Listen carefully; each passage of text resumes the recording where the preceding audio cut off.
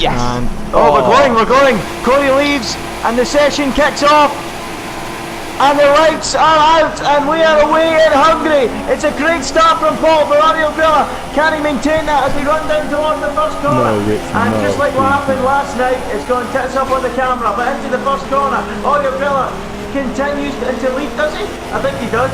Audio Villa does lead from Retson, and the two Williams are dueling as they go down towards turn 2. Michael Davies up the inside. They back wheels! The two Williams cars sliding a temporary roadblock, a very temporary roadblock, and that has allowed a runaway lead for Audio Villa out front. He's streaking clear of Michael Davies in second, then his teammate in third, and there's all sorts of drama, and we've got a virtual safety car deployed to neutralise this very early frenetic start to this race. And Davies joins the track in 5th place. Jose are going long, remember, on softs. Wanting to watch. His teammate could help him big time here, because in 3rd and 4th are the two people Jose would hope to chase down come the end of this race.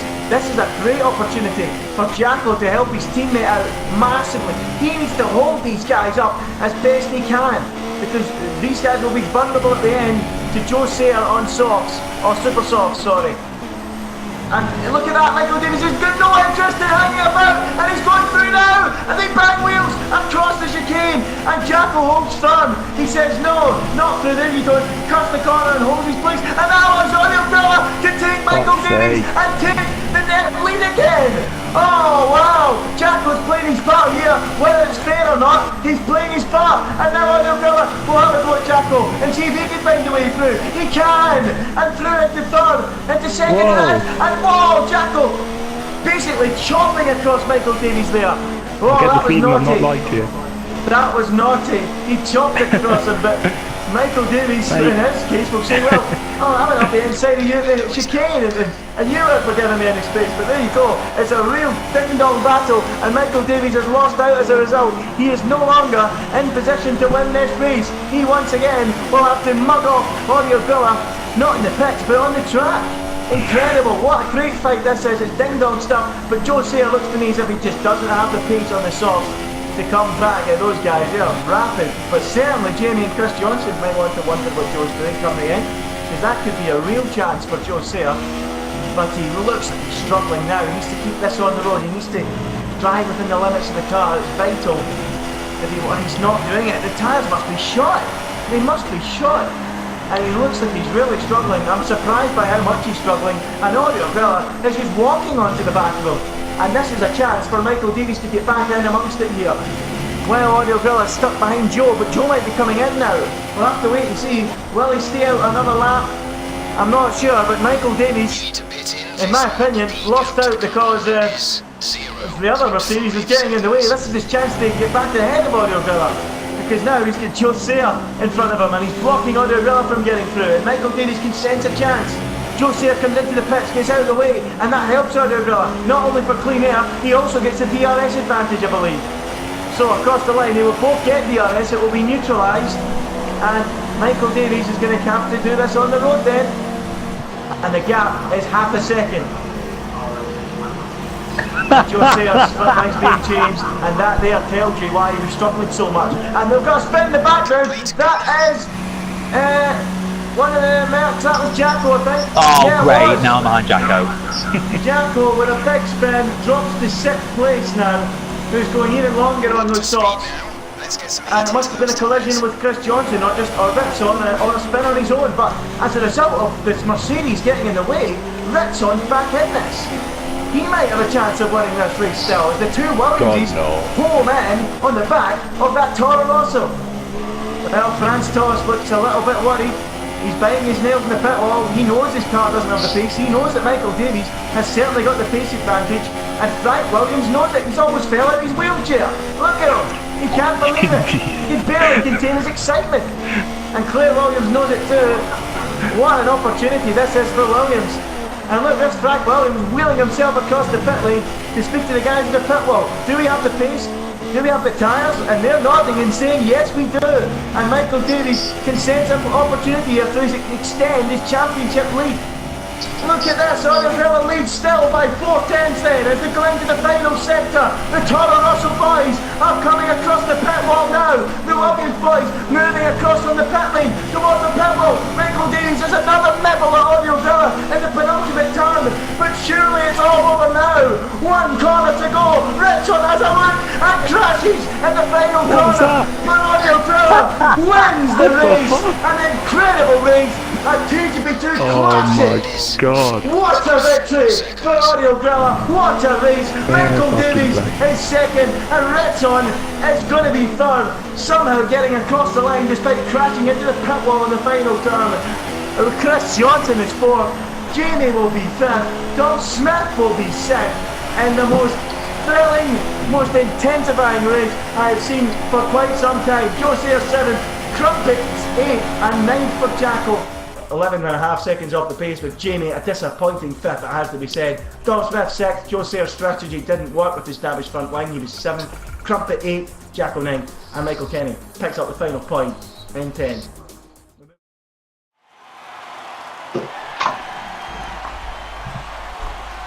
Are we in for another thrilling battle? We'll find out when the lights go out.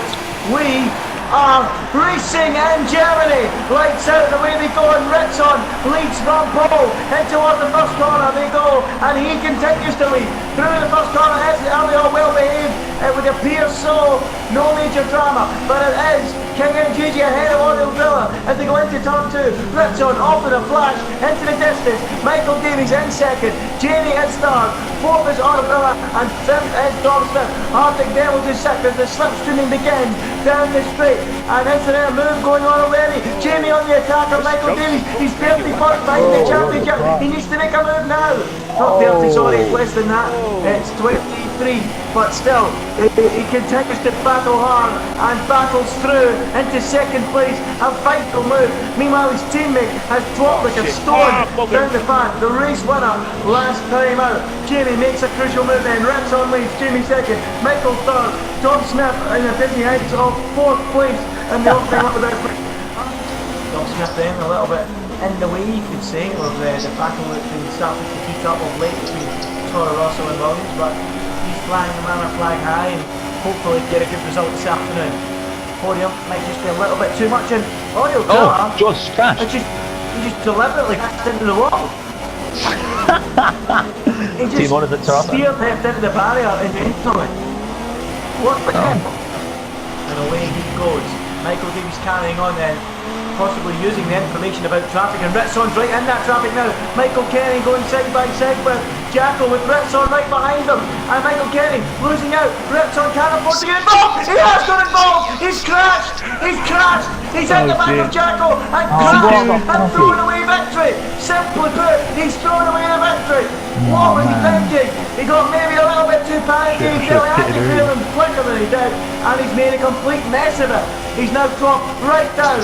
Tom's ahead of him, John's ahead of him, and Jamie's ahead of him, crucially, and so's Arctic Devils as Don dives up the inside of John, makes a mess of it, and John retakes the place, and Ritson's got even more cuts to try and clear. What a disaster for Ritson, who was your race leader and was on course for victory this afternoon. He's now tagged the back of Tom Smith. This is not going well at all, and Ritson's hopes have gone up in smoke. And John is struggling. He might have a puncture there. He has got a puncture. John clearly has a puncture. He's going that slowly, and Tyler's flying past him. His left front is completely shot to bits. It's it's like flat as a pancake simply, and John's calling back to the pits. Look at the battle though. Tom Smith and Ritson fighting hard. Joe Sayre in there as well. Not what Ritson wanted. It's a Mercedes star leading on a track in Germany, and that is what we want to see. It might not be for the victory in the end, but he's certainly going to have an influence on the victory. Jackal continues to lead. Jamie trying the risky strategy of going to the outside there. He could have got hung out to dry and done by Michael Davies, who's right there as well. This is another titanic scrap. Jackal will stay out again. He has to. He won't get super soft to the finish pitting now, so he stays out. And Michael Davies off! Michael Davies off! And he joins the track. He squirmed behind Jamie there. I don't know what happened. He went off the track, onto the grass, and Jamie has breathing space. And now Jamie needs to make this move, and he's going to try it now, on the inside of Jackal. Can he get it done? He needs to get it done. It could be the key to the victory. Jacko continues to hold it on. Arctic Devils is sliding and spinning. Michael's off. No, Arctic's off. I don't know what he's doing. Arctic's off. Engaging. Goes side by side with Jacko, who's on destroyed tyres, but is not getting it up. Jamie needs to get it right on the bridge. He does. He holds through and takes the lead of this race, and surely will be on course now for 25 World Championship points. It's all falling into place for the Toro Rosso driver. Now we've got Joe Sayer for company, and the fight for fourth place is between the two old boys, the two legends in fact, and can Joe home ahead on Dom and take the place away and take fourth away? It looks like he might here. Dom Smith looks a little bit rattled. We know he doesn't respond well to pressure. We've said that before, back in his TGP2 title contending days. And now the pressure really is on from Joe Sayer. Is Joe going to turn the tables on Dom Smith? Joe Sayer, can he turn the tables on Dom Smith? A classic quote from down the years. And here we go. He's in the toe. Dom Smith is under major pressure here. Joe Sayer closing in. The DRS is active. And can he now make that move on his old foe, his old friend, Joe Sayer, up the inside on the bridge? Can he find a way through? It looks like he can. Dom Smith holds it around the outside. He will get better traction, but he's left on the curve. And Joe takes fourth place. He turns the tables on Dom Smith, who drops to fifth.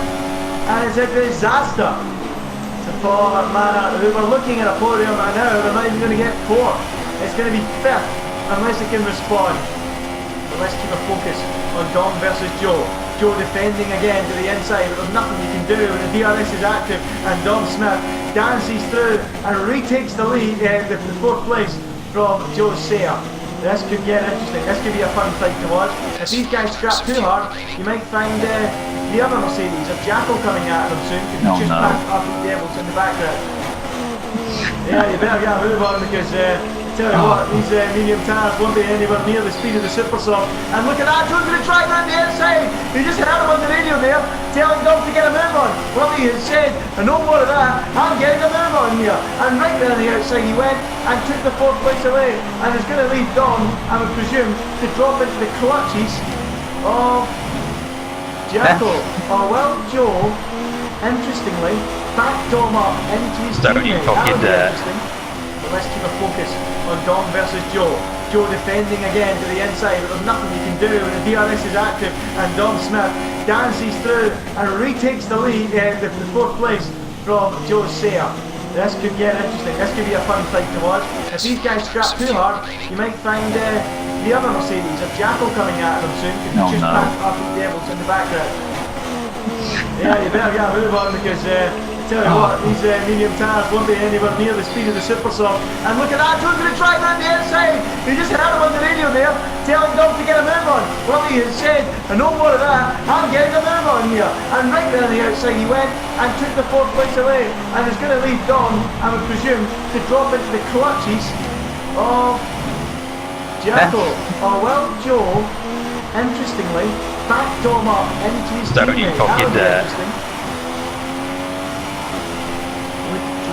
Gap to first place is 12.7 seconds. Our gap to our teammate is... The gap now, 2.4 out front. Jamie's still holding strong and holding firm. Losing a little bit of time here and there, but not enough. Threatening his chances. 2.1 actually, going down again. If Jacko can get that under 1 second when the final lap starts. Sorry, not Jacko, Michael Davis can. He might just have a hope. That's on the third. Stabilising the gap at 8.7 as Dom and Joe continue their battle into the airpit. Dom up the inside again, Joe again on the outside, and again gets the drive out of the corner, and again will surely power through. Side by side they will go through the kink down towards the Mercedes grandstand, and Joe has the place, has fourth place, and it is fifth for Dom once more. Jacko again in behind them is trying to hunt them down, and it looks to me like Toro Rosso are going to take a clean sweep of this week's races.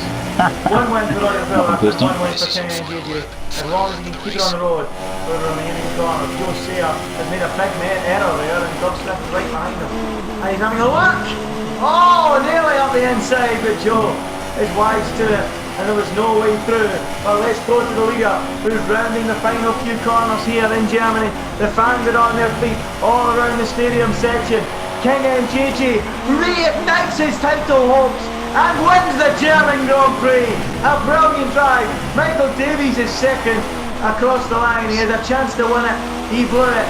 And it will be Ritson who really did blow a chance of winning in third. Joe Sayer, fourth position for him. He beats Tom Smith. He turns the tables on.